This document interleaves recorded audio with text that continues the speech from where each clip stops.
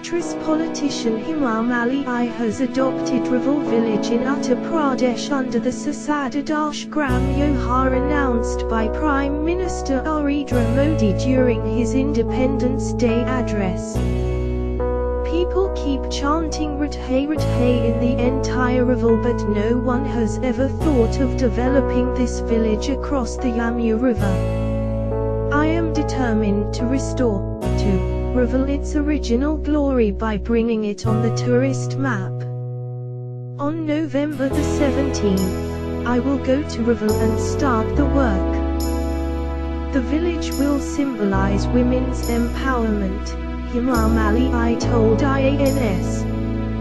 Raval is situated 9 kilometers from Mathura. The population of the village is about 4,500.